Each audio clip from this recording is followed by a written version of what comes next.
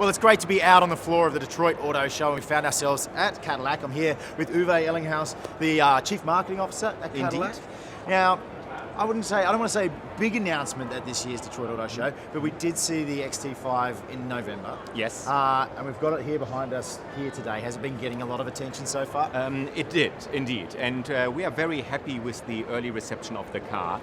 You are right, it was an unusual approach to unveil an all-new Cadillac that we had the world premiere in Dubai, where no other automotive manufacturer in the luxury area of the business ever had a world premiere. Yeah. But when my local team reached out and said, Uwe, it would generate a hell lot of goodwill in the Middle East, knowing it's an important market for Cadillac, I saw their point of view. And it comes on top that if you just look at the German competitors, how many new cars they will announce here in Detroit, that I had the impression maybe we are heard even more when we have the US premiere in Los Angeles, because LA doesn't have as many new cars to be presented as Detroit.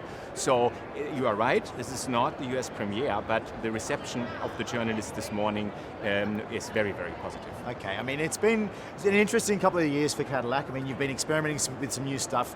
For instance, the ELR. Yes.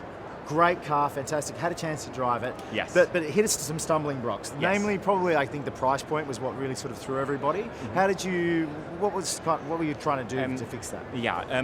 I have called the ELR a great learning exercise for all of us. And I think the company built, as you said, an absolutely terrific car. Yeah. And I certainly had higher expectations for its sales results than what we were able to achieve. But it's also fair to say that we, upon reflection, maybe tried too hard and built a car that was the niche in the niche in the niche, as I always call it. Yeah. Because it is a two-door coupe. It's gorgeous looking, gorgeous driving car. One of the best looking Cadillacs absolutely, to date. and also the interior, absolutely wonderful. So, because we didn't want to produce what I always call a rolling declaration of sacrifices, we offered the car fully loaded, right? Yeah. And thought the price point is attainable because there is little left that you can add to the price list. But then people started to compare the ELR with competitive makes and thought they had the same price point. That's not true, because the competitors that came naked for that price and ours was fully loaded. But that message didn't always make it to the customer, and this is why you are right. The price was probably a little overambitious, and upon reflection, maybe we should have offered a version with less content at a more attainable price point. Okay. Let's talk about your premium cars. Obviously, the Escalade is kind of one of your flagship models. It's one of the most sought after and popular models as well. It is. It's flying demand-wise, no denying, a terrific success. It is also great for Cadillac's brand image because it's such an iconic car. We have currently no real pressure with the car. Nevertheless, we started with an advertising campaign because we said the paradise that we enjoyed in the first 2 years of its existence, that we didn't even want to communicate the car because we couldn't fulfill all the customer orders, is now coming to a more normal situation where we simply need to market and sell the Escalade. And this is why you, for example, currently see an advertising campaign for the car. But you're right, it has the youngest customers, although it's the most expensive car in the range. No other manufacturer has that. And it shows you something about its unique. Strange, it's very unique, very unique. Yes. And I'm sure that profit margins on a vehicle like that is also very helpful for the company as well. That is true. Okay, the ATS and the CTS. Yes. Both amazing cars to drive. Not really flying off the shelves though. No, that's true. Nothing flies off the shelf in these days in the sedan segments. If you take the CTS, for example, a terrific car, there is nothing that I would want to change on it. But it's fair to say that the sales are not where they should be. But if you look at our competitors, it is exactly the same. So they are down as well. We currently see walk away from mid-size luxury sedans that nobody really has an explanation for, because the oil price has already been down a while, and we didn't see that many prospects finally ending up in an SUV, what we saw in the last year. So many people walked into our showrooms, had a desire to buy an ATS or a CTS, but finally walked away with an SRX, which offered a hell lot of a car for a good price point.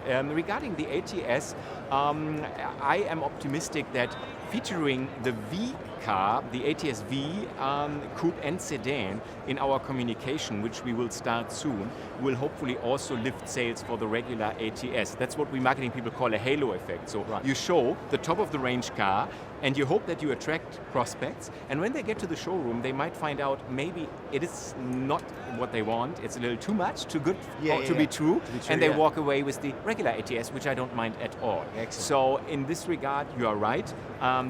We probably underestimated that it takes time for new cars to earn their way into the market.